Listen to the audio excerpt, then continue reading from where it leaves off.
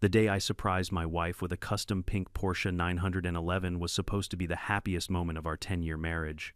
I'd spent 3 long years saving every extra dollar, secretly working with a specialty shop to recreate the exact ballet slipper pink shade she dreamed about since med school. When she stepped into the driveway and saw it, her dream car shimmering under the Georgia sun, she burst into tears of pure joy. And for a moment everything felt perfect. But peace in an HOA neighborhood never lasts. Exactly 8 days later, a spoiled HOA Karen and her tantrum-prone daughter marched up my driveway, pointed at my wife's car, and screamed, "I want it for free." I thought it was a joke. It wasn't. It was the spark that lit a months-long war of entitlement, racism, and corruption so insane that even the police and a judge got dragged into it. Before we dive in, comment your city and local time below, and don't forget to subscribe for more HOA nightmare stories just like this. The morning after that chaotic encounter, I honestly hoped the whole thing had just been some bizarre misunderstanding, maybe a bad day, maybe too much entitlement and caffeine mixed together. But life in our neighborhood had always been calm before all this.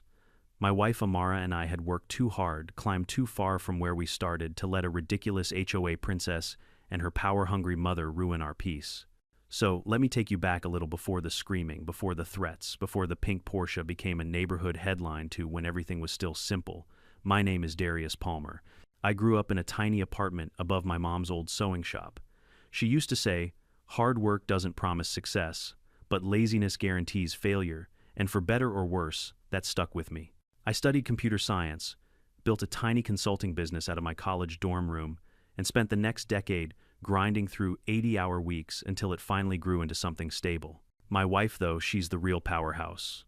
Amara worked her way through med school, survived residency, and became one of the best pediatric surgeons in Atlanta. We were not born into privilege. We climbed.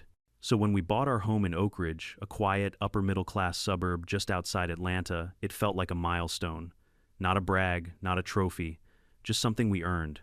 5 years of peace, good neighbors, backyard barbecues, and quiet Sunday mornings, sipping coffee on the porch. Then came the Porsche. Amara had always loved one specific car. Not just any Porsche 911, but that exact custom shade she once saw in a magazine ballet slipper pink. The way her eyes lit up when she talked about it. Man, you don't forget that kind of look. But we were paying off loans, setting up retirement savings, doing everything responsibly, so she always ended with, "Maybe one day." She had no idea one day was already in motion. I spent 3 years secretly putting aside money from every contract, every bonus. I talked to a custom paint shop in California, coordinated with a dealership, and signed more paperwork than I did when we bought the house. But when that car finally rolled up our driveway on a flatbed truck wrapped with a giant bow, worth every penny. Amara came home exhausted from a night shift, hair tied back, scrubs, wrinkled, looking like she'd just saved half the city. She got out of her car, looked at the Porsche, and blinked like she thought she was hallucinating. When she realized what it was, she covered her mouth with both hands and started crying. Happy tears, the kind you remember forever. Our neighbors clapped from across the street. The Johnsons even came out cheering. Someone yelled, "You two deserve it," and for a week, things were perfect. Until the Harringtons. They lived in the colonial-style mansion at the end of the street, a home so unnecessarily big it looked like it was compensating for something. I'd only seen the husband Gregory twice, always in a suit, always on the phone, always too important to wave back. His wife Trish was a self-appointed HOA royalty member who attacked every neighborhood event like she was auditioning for Real Housewives. And Brittany, well, if entitlement had a face, it would be hers. 18 years old, permanently glued to a phone, wearing pink head to toe like she invented the color. We'd exchanged pleasantries a few times, but something always felt off. Trish had this habit of saying, "Oak Ridge is changing so much," while glancing at us like we were the change she didn't approve of. Nothing direct. Nothing you could call out. But enough. Still, we ignored it, until the day they saw the Porsche. The morning after Amara first took it to work, I noticed the Harringtons staring from their yard. Not admiringly, more like they had just discovered a crime scene. They whispered fiercely, Brittany stomping her foot like a toddler, denied a lollipop. I should have known something was coming. A few days later, we were washing the car in the driveway, Amara wiping down the mirrors while I cleaned the wheels, when I heard a loud gasp. Not a normal gasp. A dramatic, theatrical gasp like someone had caught us stealing the moon. We turned, and there they were, Trish in a hot pink blazer, Brittany in a matching dress. both marching toward us with synchronized indignation. "Oh no," Amara muttered under her breath. "Trish didn't even say hello. She pointed at the car like she was pointing at a dead body." "Is that it?" she demanded. The Porsche. I blinked. Yes," Brittany practically shoved her mother aside. "That's my color." Amara exchanged a look with me, the kind of look that says, "I'm too tired for this." I tried to remain polite. "Is there something you need?" Brittany jabbed a finger at the car. "I've been telling everyone for months that I'm getting a pink Porsche Dad promised you. Stole my idea." Amara coughed out a laugh she couldn't suppress. "We didn't steal. You need to give it to me," Brittany snapped. "Today." I stared at her.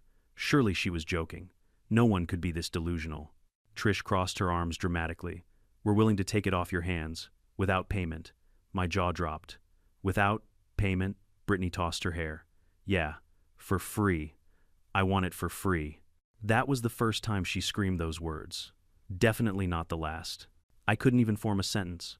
Amara choked on her water bottle. It was absurd, so absurd that for a moment I wondered if this was some kind of prank show.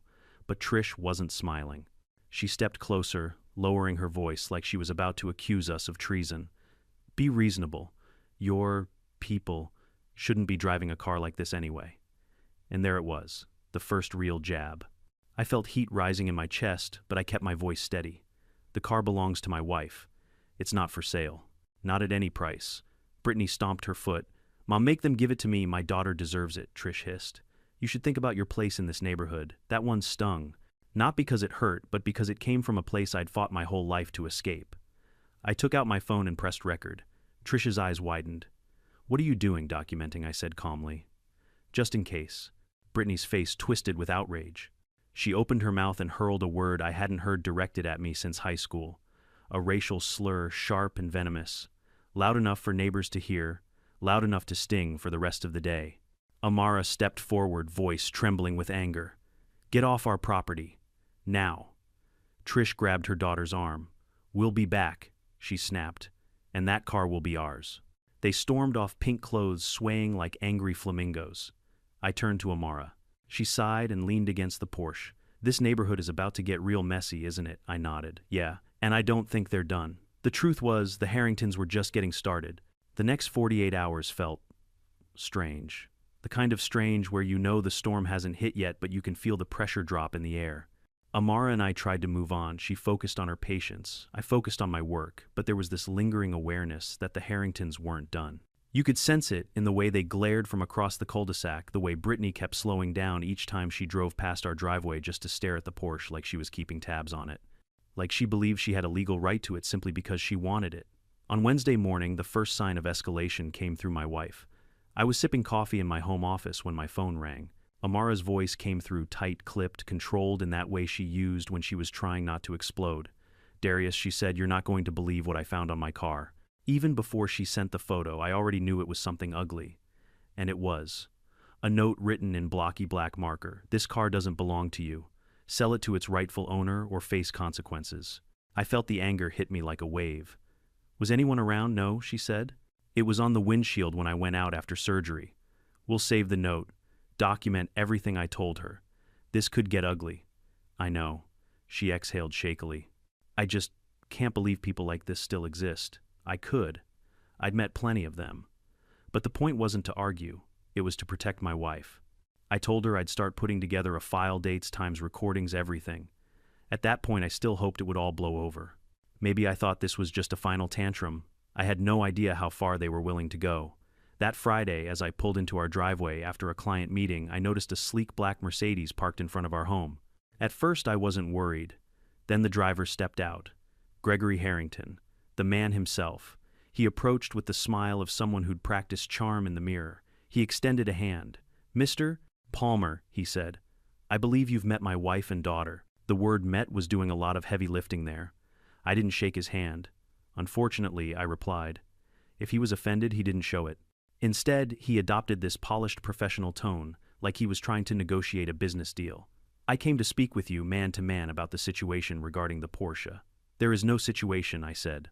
"Your family has been harassing mine. The car belongs to my wife.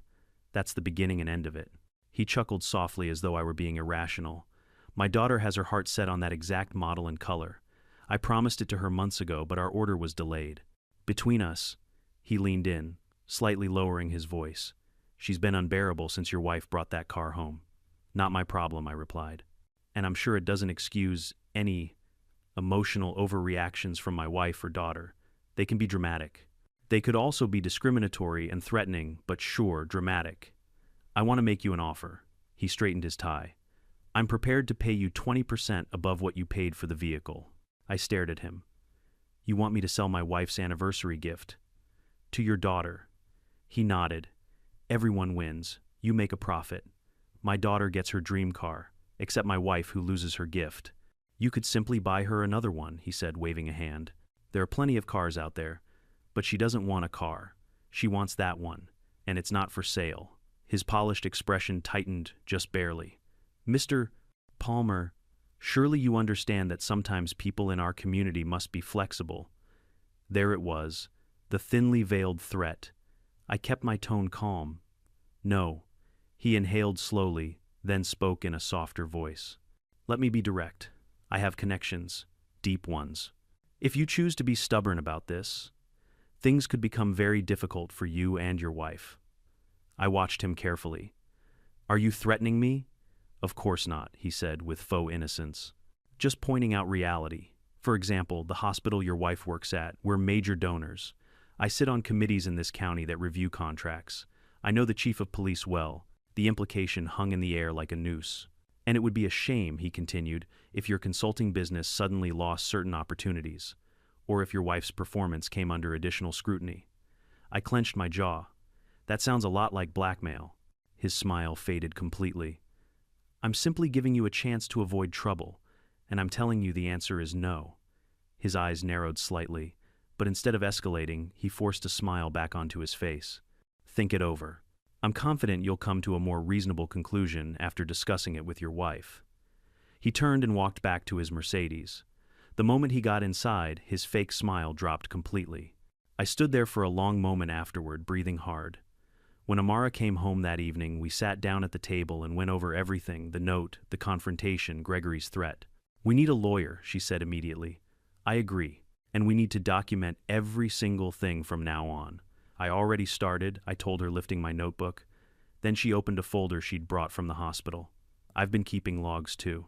Of everything. Even before today. She had already thought ahead. That calmed me more than anything. We went to bed that night, hoping, praying that we'd seen the worst of the Harringtons. We hadn't. Monday morning at 7:30 a.m. sharp, the chaos exploded into something far beyond anything I imagined. Amara had taken a shower after a long night shift and walked outside with her travel mug of coffee, ready to head in for a later surgery. 30 seconds later, she burst back into the house, voice shaking. Darius, you need to come outside. Now. I sprinted out the door barefoot and froze. Her Porsche, her beautiful, flawless custom Porsche, was sitting on 4 flat tires, not deflated, slashed, deep, jagged cuts on each one, and across the driver's side door, smeared in thick lipstick, were the words, "Pink is Brittany's color." I felt something inside me break. That's it, I said. I'm calling the police. Amara stood beside me, fists trembling. I can't believe this. I can't believe someone would. But she could, and so could I. When the police arrived, they examined the damage until I told them who we suspected. The moment the name Harrington came out of my mouth, their energy shifted. Shoulders slumped, tone softened. One officer said, "Could be neighborhood kids." Another shrugged, saying they'd look into it but didn't seem particularly motivated. They took notes, slow notes, then left. Amara stared at the pavement long after the car was gone on a tow truck. I can't even take it to work today, she murmured. We'll handle it, I promised, even though I wasn't sure how. The next 72 hours were a blur of insurance calls, delayed appointments, and increasing dread.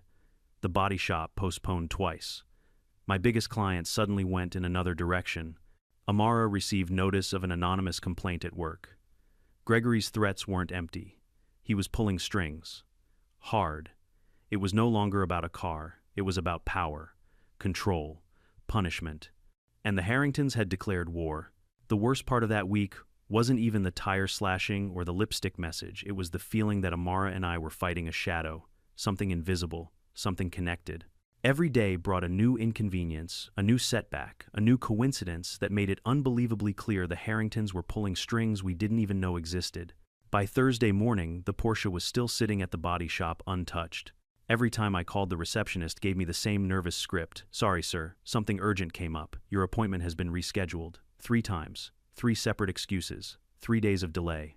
Meanwhile, Amara had to borrow a colleague's spare car to make it into the hospital. But the real punch in the gut came that afternoon when my biggest local client, the one whose contract helped keep my business afloat, called me with a rehearsed apology. "We're very sorry, Darius. But the board voted to pause all consulting contracts, including yours." "Pause," I pressed. A long silence, then a sigh. "Look, someone on our board had concerns. The decision is out of my hands." I didn't have to ask who that someone was. Not after Gregory bragged about how many committees he chaired in the county. I hung up feeling sick. When Amara came home that evening, she was silent. Too silent. She dropped her bag on the couch, sank into the cushions, and covered her face with both hands. "What happened?" I asked gently. She didn't answer at first. When she finally spoke, her voice cracked. "I got called into the department head's office." My stomach tightened. There was an anonymous complaint about my professionalism, about my conduct, about whether I was a good cultural fit for the hospital. A cold anger surged through me. "No, absolutely not. They're trying to smear you now." She shook her head. "My boss doesn't believe a word of it. But the point isn't whether it's true. It's that someone is trying to damage my reputation. Someone named Harrington." Whatever line existed between petty neighborhood drama and full-blown harassment had been crossed, burned, and left smoldering. I sat beside her, took her hands, and said the same thing we'd been repeating ever since this started. We document everything, and we fight back. But even that felt too calm, too measured for what came next. Because Monday morning everything exploded. It was around 9:15 a.m. Amara had worked a brutal 36-hour shift and was finally getting a few hours of sleep upstairs while I answered emails in my office. Then I heard a heavy diesel engine rumbling down our driveway. A tow truck. I frowned, stood up, and went outside. 2 uniformed men, one stocky, one thin and wiry, were walking toward our garage. They looked official enough, holding clipboards, dressed in navy blue jumpsuits with matching patches. "Morning, sir," the stocky one said, handing me a clipboard. "We're here to seize the vehicle." My heart dropped. "What vehicle?" "The pink Porsche 911, he replied without hesitation. "Court orders." For a second, I truly thought I misheard him. "Court orders. What court order?" He pointed to the top of the form. "Signed by Judge Whitfield. Says the vehicle is disputed property in a civil filing, Harrington versus Palmer." "What? We've never been served with anything. We've never even been notified about a court hearing." The tow truck guy shrugged. "This is an ex parte order. Means only one side is present. Don't shoot the messenger, we just follow instructions." I scanned the document. It looked official. Stamped, signed, filed. My hands began to shake, not with fear, but with sheer disbelief. I heard footsteps behind me. Amara, still in her robe, hair messy from sleep, eyes widening in horror as she approached us. "What is going on?" she demanded. I handed her the paper. She read it once, then again. Then she looked up, trembling with fury. "No," she said firmly. "Absolutely not. There is no lawsuit. There is no dispute. This is our car." The tow truck guy shifted uneasily. "Ma'am, look, this is a signed court order. If we disobey it, the judge can charge us with contempt. You can also be charged," Amara snapped, "for participating in an unlawful seizure." That gave them pause. I called Raymond, our lawyer. He picked up after 2 rings. "Raymond, the police may not care about what's going on, but someone just showed up with a court order to seize our car." What he barked. "Email me everything. Do not let them take the vehicle." Amara repeated his instructions out loud. The tow truck operators exchanged nervous glances. "This is not a normal court order," Raymond said over speaker. "No notice, no hearing, no due process. Something is wrong." Before the tow operators could react, the Harringtons arrived. A black SUV screeched to a stop behind the tow truck.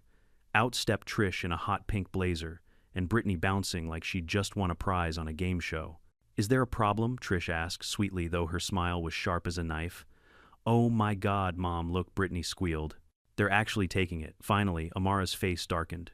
"What kind of stunt are you pulling, Trish?" "It's not a stunt," Trish said, waving a folder. The judge reviewed the evidence and agreed the car was promised to Brittany first.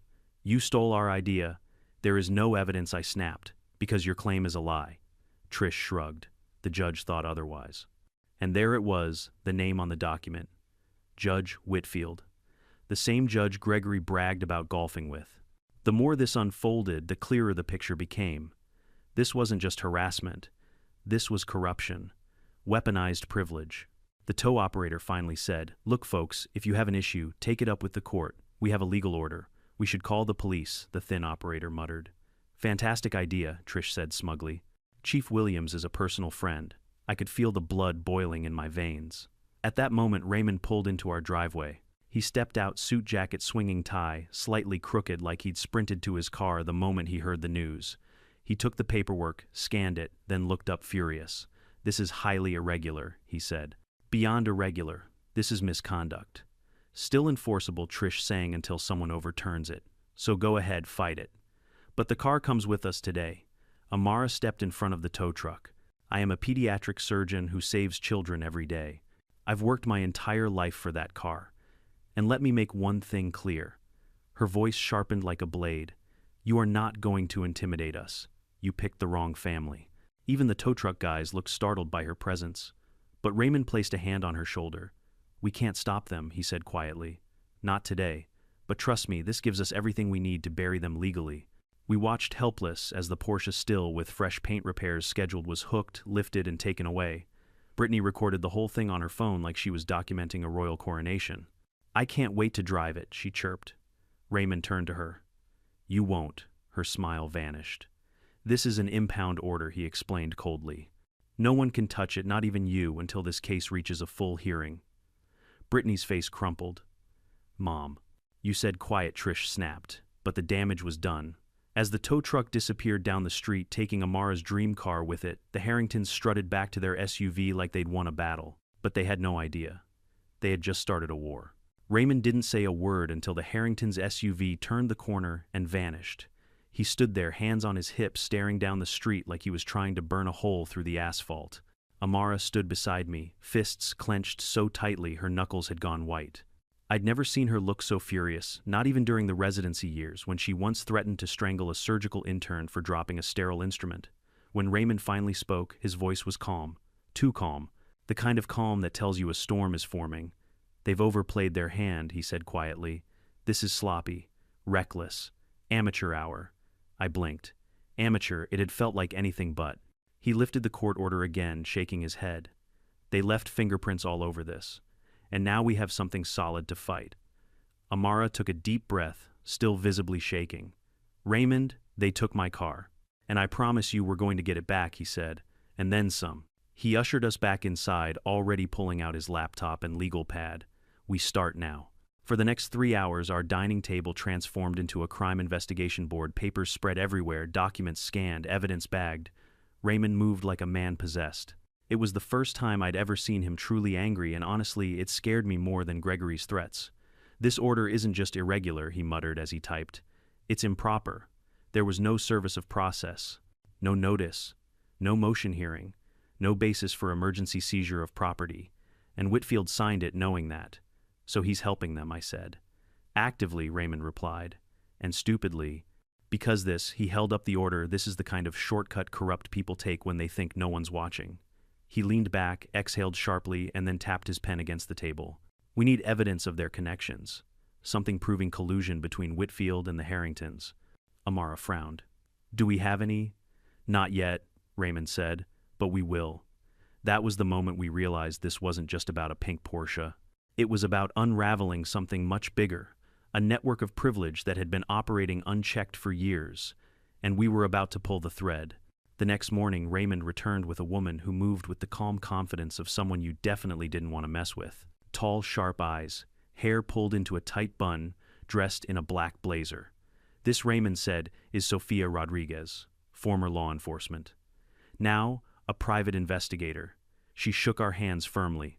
"I've worked on political corruption cases, corporate fraud, and judicial misconduct. Raymond believes your situation may involve all three." "All that over a car?" I asked. She gave me a look. People who abuse power rarely stop at one thing.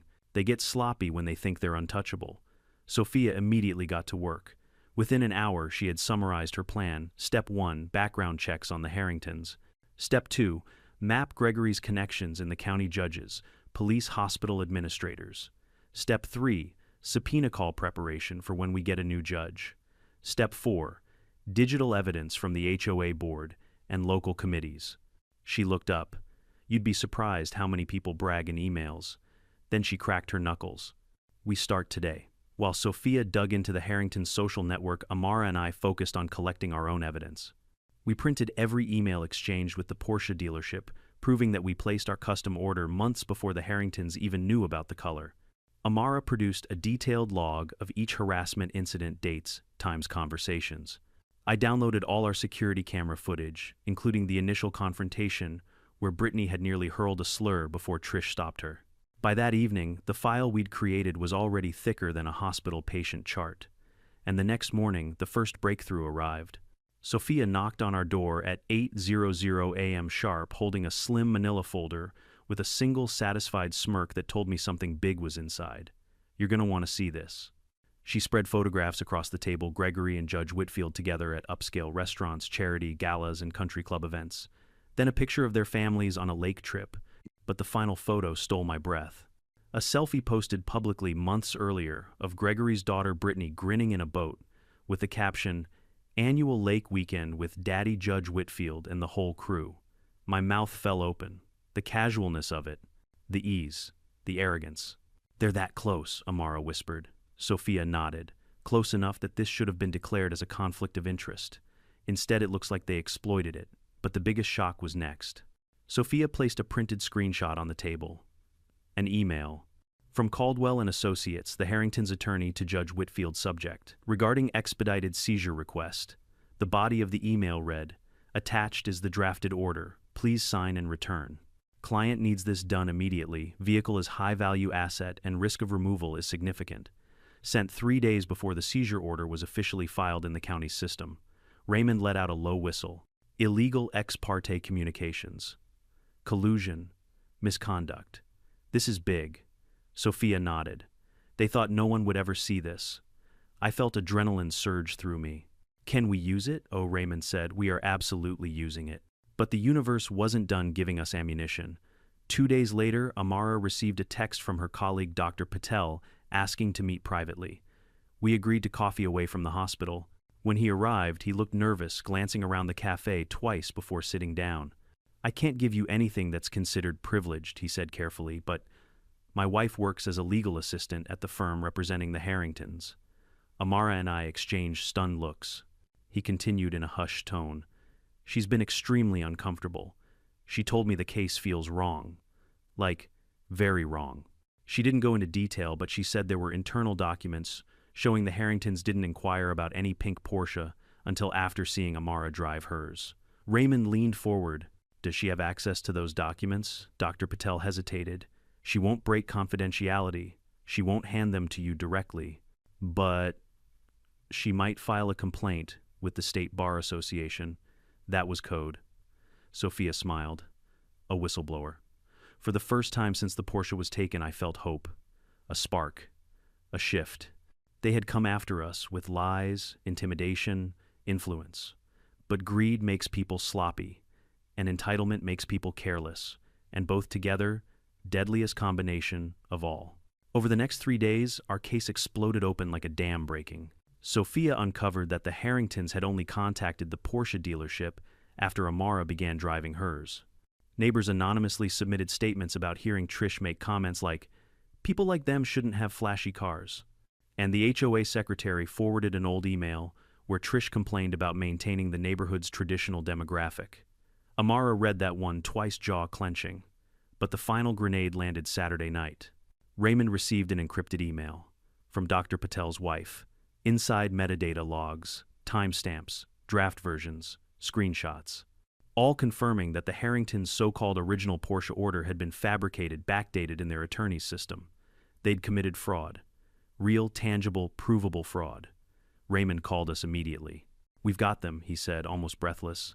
"The whole thing is collapsing," Sophia added. "They never expected someone to push back. They've gotten away with this for years." I felt a strange mix of relief and rage. "So what happens now?" Raymond grinned. The kind of grin you only see on a lawyer who knows victory is coming. We file an emergency motion with a new judge. And then he looked up. We take back your car, and we take down the Harringtons. When Monday finally arrived, the day of our emergency hearing, it felt like the culmination of every sleepless night, every insult, every threat, every act of vandalism, every humiliation we'd endured over the past month. Amara and I stood outside the Fulton County Courthouse in formal clothes, carrying a stack of evidence thick enough to be classified as a murder weapon. Raymond joined us at the front steps, adjusting his tie and giving us a reassuring nod. "This is it," he said. "Judge Ramirez doesn't tolerate nonsense. If the Harringtons think they can charm or intimidate their way through this one, they're about to get a reality check." Amara exhaled slowly. "I'm ready." I squeezed her hand. "We've been ready." When we walked into the courtroom, it was nearly empty, just a few clerks, 2 deputies, and the quiet hum of fluorescent lights. Then, 10 minutes before the hearing, the doors swung open, and in marched the entire Harrington circus. Gregory looked pale, stiff, like a man who'd spent all night arguing with his attorney. Trish was dressed in a blindingly bright pink blazer, clearly trying to make some absurd symbolic point, while Brittany strutted in like she was entering her Sweet 16 party, wearing a pink ribbon in her hair and snapping gum with exaggerated confidence. Their attorney Caldwell followed behind them, flipping through a legal pad with the frantic energy of someone who knew he was walking into a losing battle. Brittany made eye contact with us and smirked like she'd already won. But beneath her sugary confidence was something else: panic. She kept adjusting her hair, fidgeting with her bracelet, glancing nervously at her father.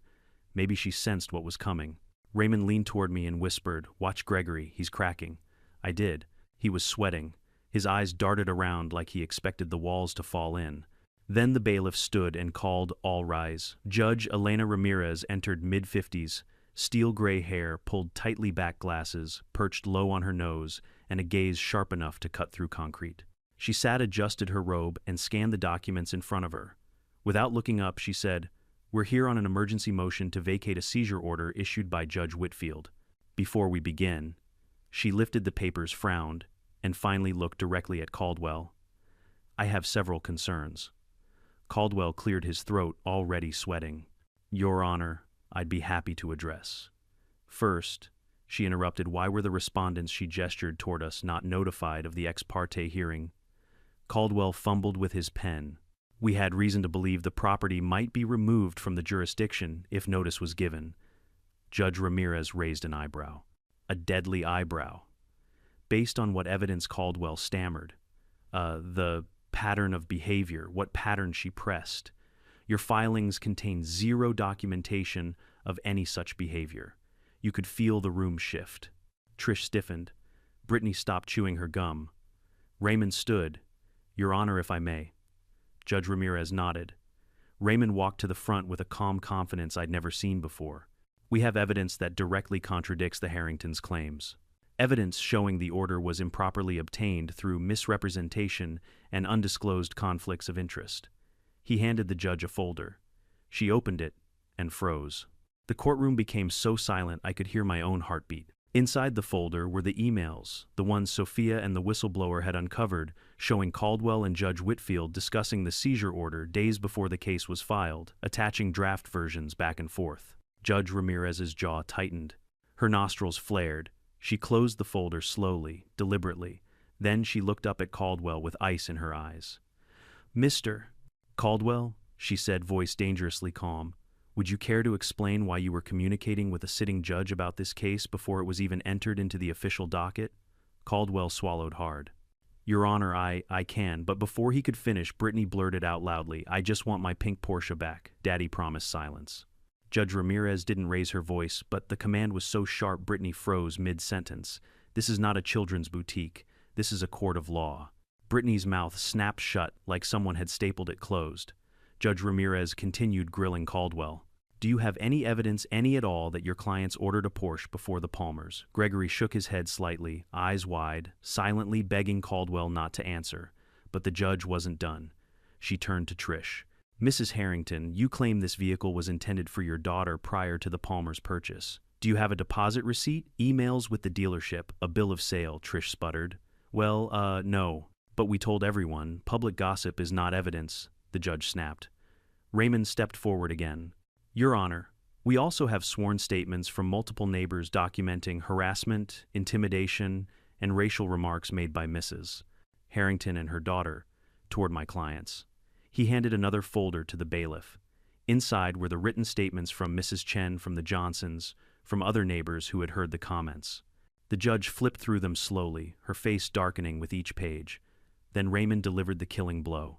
We also have proof, he said, including dealership documentation and metadata logs, that the Harringtons did not inquire about any Porsche until after Dr. Seventree. Palmer began driving hers. Caldwell visibly sank, and Gregory's face turned ashen. Judge Ramirez looked from the documents to the Harringtons and spoke with a cold, final authority. This court finds that the seizure order issued by Judge Whitfield was obtained improperly, without due process, and in violation of judicial ethics. She banged her gavel once loud, sharp, decisive. The order is vacated immediately. The vehicle is to be returned to Dr. and Mr. Palmer no later than 5:00 p.m. today. Amara squeezed my hand so tightly I felt my fingers go numb. But the judge wasn't finished. She looked directly at the Harringtons. Furthermore, due to credible allegations of harassment, intimidation, and discriminatory behavior, I am issuing a temporary restraining order.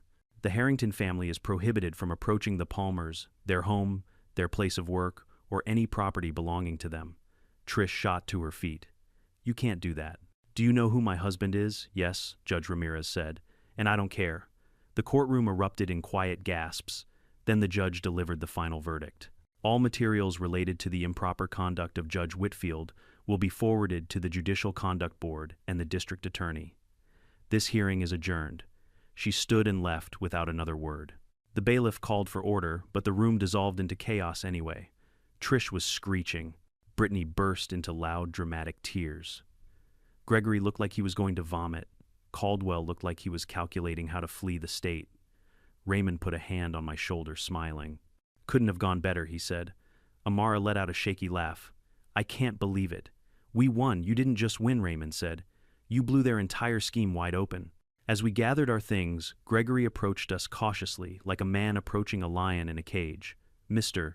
Palmer, he said, voice trembling. Perhaps we could discuss a settlement. I stepped toward him. No, I said. You tried to ruin our lives. You used your connections to harass us. And now that you've been caught, you want mercy. He opened his mouth, but I didn't let him speak. We'll see you in civil court, I said. His shoulders collapsed, and his attorney pulled him away before he said anything that could make things worse. As Amara and I walked out of the courthouse into the bright Atlanta sunlight, she slipped her hand into mine. Let's go get my car, she said, smiling for the first time in weeks. And for the first time I knew this was only the beginning of the Harringtons' downfall. The impound lot called us less than an hour after we left the courthouse. Amara and I drove there in almost stunned silence, the adrenaline of the hearing still simmering under our skin. When we arrived, the attendant greeted us nervously, as if he already knew something big had gone down. Dr. Palmer, Mr. Palmer, he stammered. We got the release order. Your vehicle is ready. The lot supervisor personally escorted us to the car, apologizing the whole way. Apparently news of the judge's ruling had already reached the impound office. Nobody wanted to be associated with the mess now tied to Judge Whitfield's name. When Amara saw her Porsche, the glossy ballet slipper pink paint shining in the sunlight, freshly washed, as if the universe wanted to restore her pride, her expression softened. For the first time in weeks, she looked like herself again. She opened the driver's door, slowly ran her fingers across the leather stitching, then rested her forehead against the steering wheel. I stood beside the hood, not interrupting. After everything she'd endured, that moment belonged to her alone. When she finally looked up, her eyes glistened. Let's take her home. She revved the engine once, a proud, triumphant growl, and pulled out of the lot with a confidence that made my chest swell. We drove through Oak Ridge in a small, defiant parade. Curtains twitched. Neighbors peeked out their windows. A few even waved or gave thumbs up. Mrs. Chen was outside watering her hydrangeas. When she saw the car, she put down the hose, clapped dramatically, and yelled, "Justice served, beautiful car." Dr. Palmer Amara grinned and honked twice. But further down the street, in front of the Harrington mansion, stood a cluster of pink lawn chairs. Trish, Brittany, and Gregory were all sitting outside as if they were lying in wait. When our Porsche glided past, Brittany shot to her feet, jaw dropping in disbelief. "Why do they have it?" she shrieked. I swear I saw Trish yank Brittany back into her chair by the sleeve. Gregory, however, didn't move. He just stared at the car like a man watching his life unravel thread by thread. We ignored them. We parked the Porsche in the garage and closed the door with a sense of finality that felt almost ceremonial. But that wasn't the end. What happened next was the beginning of the Harringtons' collapse. 2 days after the hearing, Raymond filed our civil lawsuit, $1.2 million in damages for harassment, abuse of process, defamation, and tortious interference with both my business and Amara's career. To my surprise, the moment the lawsuit became public record, it blew up far beyond our neighborhood. Local news stations picked it up, then regional ones, then national. The headlines were brutal. Wealthy banker, family accused of targeting black couple over pink Porsche, judge under investigation for improper Cesare, order surgeon and tech consultant fight back against HOA tyranny. Nothing, and I mean nothing, enrages people more than rich entitled bullies abusing power. Nobody likes corruption, and nobody likes people who think they own color rights to pink. Within 48 hours, a news van was parked at the entrance of Oak Ridge. Reporters interviewed neighbors. Most declined to speak. But not Mrs. Chen. That woman was born for the spotlight. They said black people shouldn't have nice cars, she told the reporter bluntly. I heard it with my own ears. Disgusting behavior. The clip went viral. Meanwhile, at the hospital, Amara's department head publicly reprimanded anyone who had anonymously complained about her. The administration issued a statement affirming their support for Dr. Amara Palmer, calling her an exemplary surgeon whose skills and compassion are unmatched. They didn't name names, but everyone knew who had tried to sabotage her. And then the financial dominoes began to fall. One morning I got a call from Marcus, a former client who now worked at a competing bank. Darius, he said, I can't tell you everything, but regulators have been sniffing around Gregory's firm for months. That doesn't surprise me, I muttered. This story of yours, he continued. It pushed things over the edge. Something about suspicious transfers and offshore accounts. I think he's in real trouble. How real? Marcus paused. You didn't hear this from me, but they're serving a warrant tomorrow. For a moment, I couldn't breathe. A warrant, like FBI level? Yep. Good luck, man, Marcus said before hanging up. The next morning, Oak Ridge woke up to 4 black SUVs parked outside the Harrington mansion. Agents in navy jackets filed inside. The street filled with residents pretending not to stare. Even joggers slowed to a crawl. Someone's golden retriever sat on the sidewalk like it didn't want to miss the show. Within 30 minutes, 2 boxes of documents and several electronic devices were carried out of the house. An hour later, Gregory Harrington was escorted into a government vehicle. The moment he turned around, defeated and sunken, I realized something. Gregory wasn't a mastermind. He was a man who'd been living on a tower of lies, and our fight for justice had simply knocked the first brick loose. The tower was falling now. And fast. That afternoon, their attorney contacted Raymond. We'd like to discuss settlement terms. Their tone had changed. Gone was the arrogance, the entitlement. Now it was desperation, panic. Raymond took control of the negotiation. He told them plainly, no gag order, no secrecy, no sweeping anything under the rug. The Harringtons initially offered $250,000. Raymond laughed. So did Amara. So did I. Eventually, they agreed to $750 0 inches damages, a public written apology printed in the Atlanta Journal-Constitution mandatory community service for both Trish and Brittany at a diversity education center. Raymond even added one more requirement. They must explicitly acknowledge racial bias in their actions. The Harringtons' attorney tried to object. Raymond didn't budge. Within a week, the apology appeared in the Sunday paper.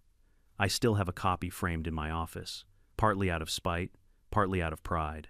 In the apology, the Harringtons admitted to deeply inappropriate, racially motivated behavior and acknowledged that they used influence and social connections improperly against the Palmers. Reading it for the first time was surreal. Amara teared up. Not from sadness, from closure. As for Brittany, rumor had it she withdrew from her private college after her father's assets were frozen. She started working part-time at a mall boutique, saving up for her own car. Not a Porsche, not pink, definitely not ours. Trish was seen less and less after the scandal. She avoided most neighbors, stopped attending HOA meetings, and eventually moved in with a relative after the mansion was put on the market. Gregory. He pled guilty to multiple counts of financial fraud and money laundering. 10 years in federal prison. Even months after everything ended, people in the neighborhood still whispered about the downfall of the pink tyrants. But for us, life didn't just go back to normal, it grew.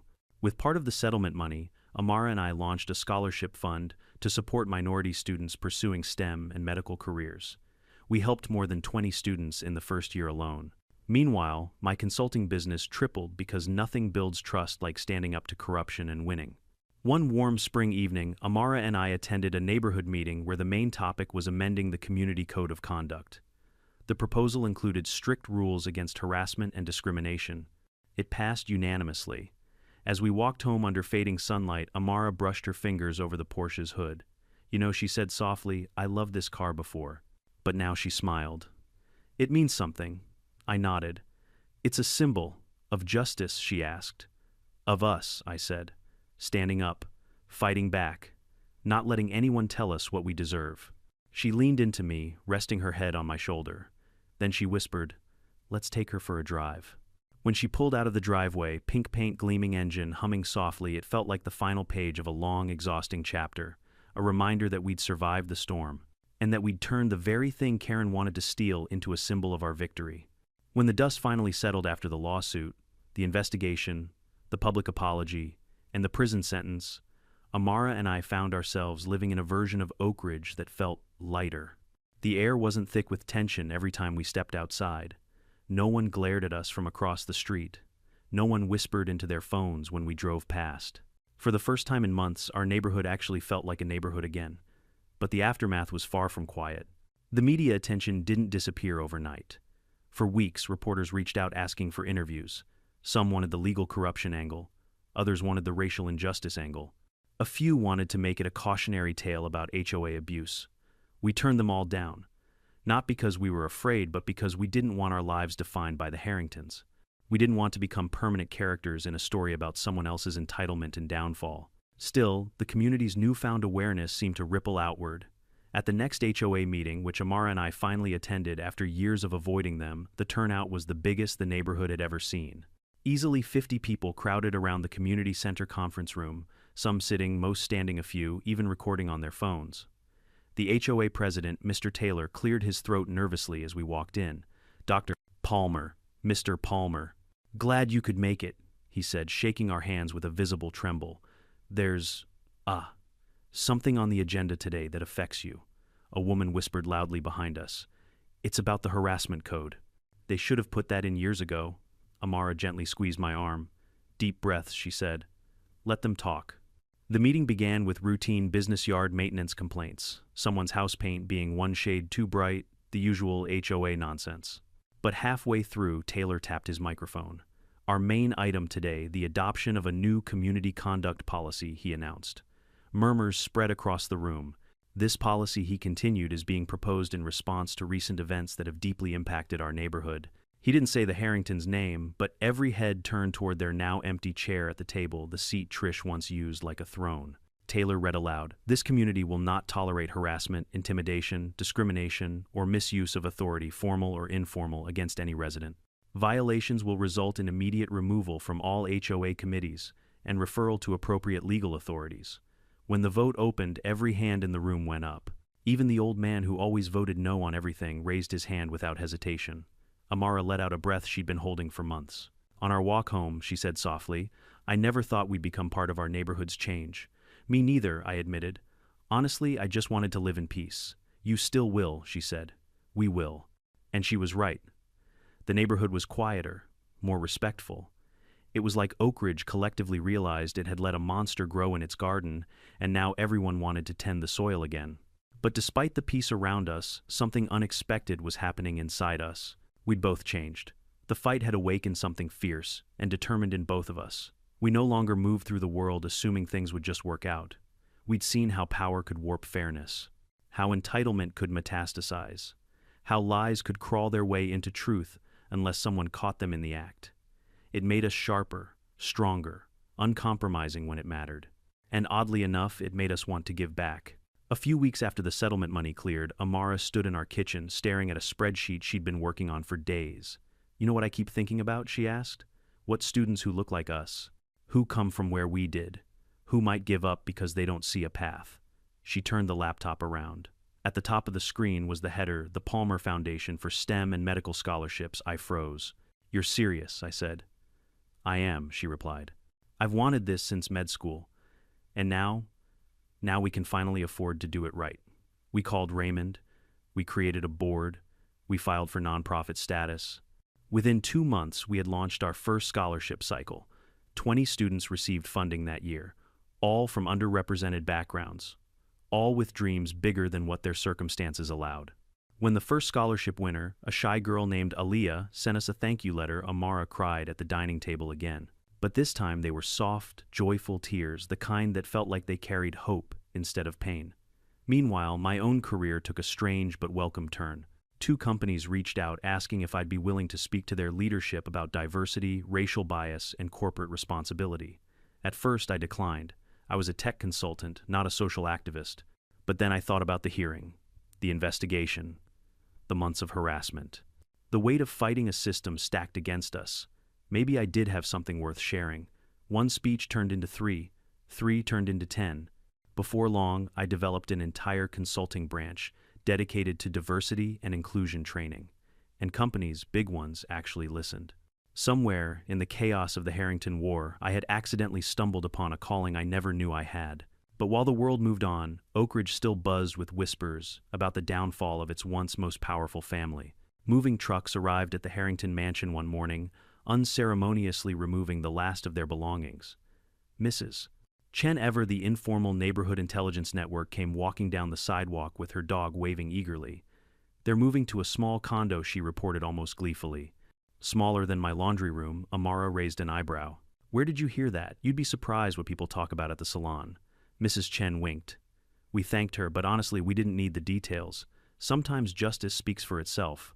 Months later, the Harrington mansion went up for sale. And in a poetic turn, the realtor's description didn't mention anything about prestige status or luxury, just motivated seller, accepting offers. And then one afternoon, as I was walking our dog, a red sedan pulled up beside me. The window rolled down. Brittany. Except she looked different, older, humbled. Hair in a plain ponytail. No pink, no designer clothes. Just a polo shirt and a name tag from a clothing store. "Mr. Palmer," she said quietly. I nodded. She swallowed hard. I wanted to say, "I'm sorry." I didn't respond immediately. I'd imagined this moment so many times, and none of those imagined versions ever included her sounding sincere. "I was raised wrong," she said, eyes glassy. I didn't understand anything about consequences or fairness. And my parents, well, I looked at her, really looked at her, and for the first time I didn't see entitlement. I saw a kid who had been handed poison her whole life and finally realized she didn't have to keep drinking it. "You can be better than what you came from," I said quietly. She nodded. "I'm trying." Then she drove off. I stood in the driveway for a long time after that, processing how surreal life could be. That night, as Amara and I sat on the back patio under string lights, sipping wine, watching fireflies flicker in the yard, we reflected on everything we'd been through.